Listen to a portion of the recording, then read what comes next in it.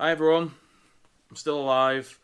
Rumours of my demise have been greatly exaggerated. I'm still here, and I'm hoping to carry on entertaining people with my my idiot escapades and my mechanical crap that I don't know what I'm doing with. But you know, hopefully it'll keep you going through these tough times. So there's been a bit of a change of plan, and the car I was going to use, the blue version one, I started digging a bit deeper. I've got a lot of footage which I didn't end up uploading in the end. I was kind of going through it, and there was actually so much that I kind of lost track of where I was, and I just decided to can it in the end. So this car turned out to be a bit rustier than I'd thought. When I got up into the rear wheel arch on the driver's side, at the top of the turret, I managed to poke through the metal into the sort of inner arch area. I'm not dying, trust me. After that, I don't know, with the jacking points and that as well, if it was just jacking points, I could handle that. But an extra bit of rust, knowing that the arches need... So the GoPro decided to just stop recording there halfway through, which was good. So yeah, as I was saying, if it was just jacking points, I could kind of handle that, you know. But it needs the rear arches, it needs now the inner bit, around the turret.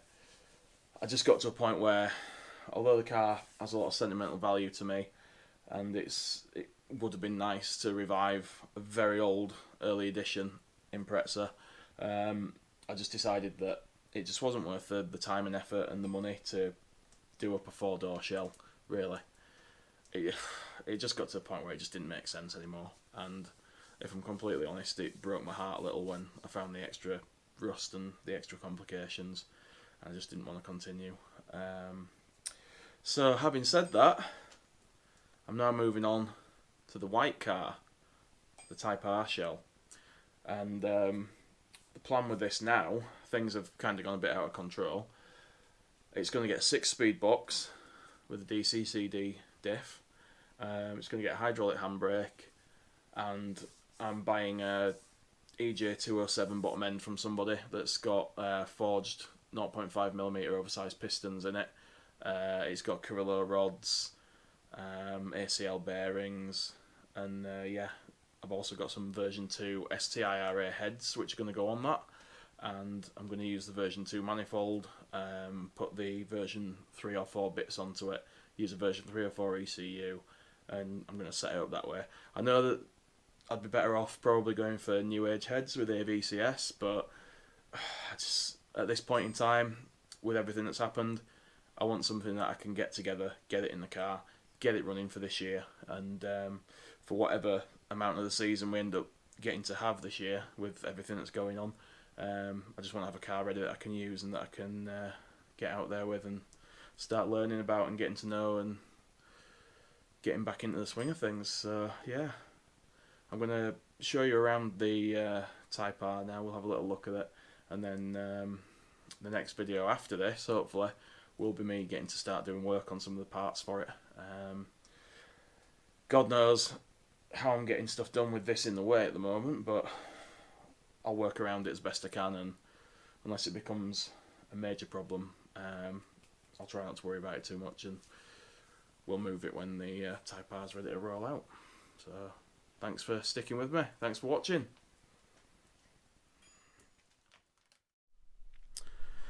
Right, so the Type R.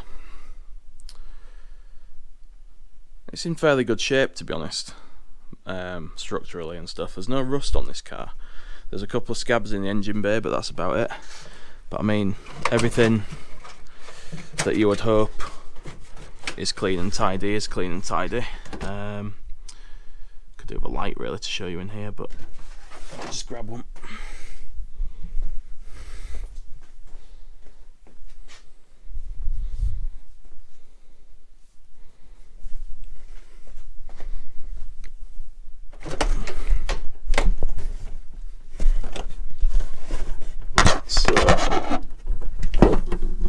It's hard to see really, but hopefully you can see how clean it is. There's no rust lurking behind the arches of this car. Apologies for the camera work.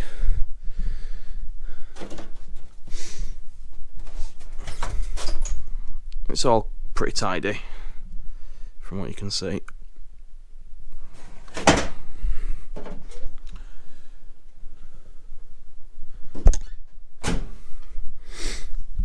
So whoever had the car last, apparently in Japan, was running it as a bit of a drag car. You can see the commemorative badge there.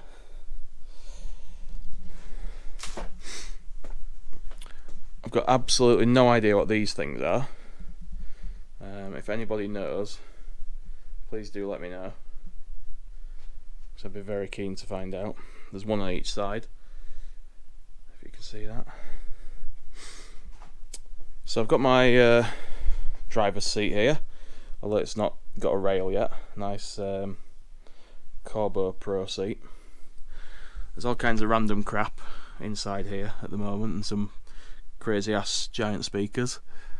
I've got the rear door cards, but I don't have any fronts at the moment, and that also means I don't have the controls for the electric window, so the driver's side window remains open for now. No clocks, but I have bought a set. All the bits are in there, various sort of parts, the grille, the headlights, all that stuff. Heater controls are in the glove box because the guy had gauges, I think, there. I did actually buy a gauge pod for the version 1, which I think will do for this as well, because this is still the early dash. I've been struggling to figure out if this is a version 3 or a version 4 because it's a 1997. Things like the dash pointed at it being a version 3, to be honest, so I did think it was a version 4 when I bought it. Scoop's been reversed on the bonnet. Yeah, it's filthy because it's just been sat in somebody else's unit before I got it. So I just got to step over all the crap. Just bear with me a second. So the engine crane's here, and the engine stand, which I had to borrow off a mate, because the person who's got mine doesn't seem to want to give me it back. And yeah, bonnet's had a bit of the strengthening cut out there. I don't know if the guy was running a reverse inlet or anything, I don't know. He's turned the standard scoop around, which looks a bit stupid, so I'm going to have to sort that out. There's a hole there for a front mount pipe, but there isn't one at the other side, so I reckon it probably was a reverse inlet, and there's also been a bit cut there, but the part that's actually there is folded under, so I'm going to bring that back up and weld it back in place. I'm going to get rid of that weird bracket at the back of the engine bay there. Got the carbon strut brace with it, which is a nice little extra. It's also got the pink STI arms on the back, but it's had a lot of underseal put on it, so everything's pretty much black underneath, but you can see bits of the pink coming through. There's also a Cusco rear anti-roll bar, but I've got some brand new white line bits to go on there. I can't do much about the rivets, unfortunately. I know that's a bit weird. The person that had this car in Japan seems to have riveted in all the places where you would normally seam weld. I don't know why, but you know, it is what it is. It wasn't massively expensive for a rolling Type R shell these days, and it's probably partly because of that.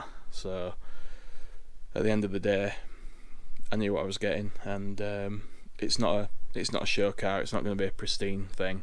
I'm going to try and make it as tidy as I can, but it is going to get used properly, and it is going to get used on track. So at the end of the day, I just decided it'd do the job, and I could live with it. So there you go. I'm going to have to transfer all this off of this car. Shocks, rear brakes.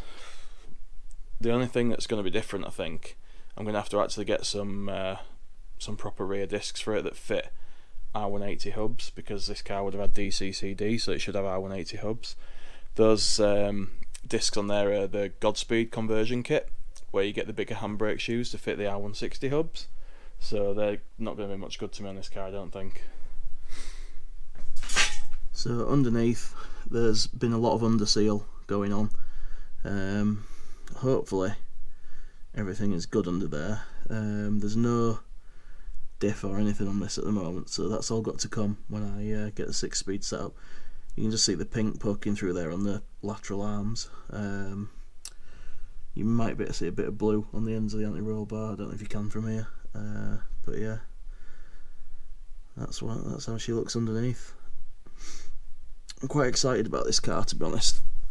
I always wanted a Type R.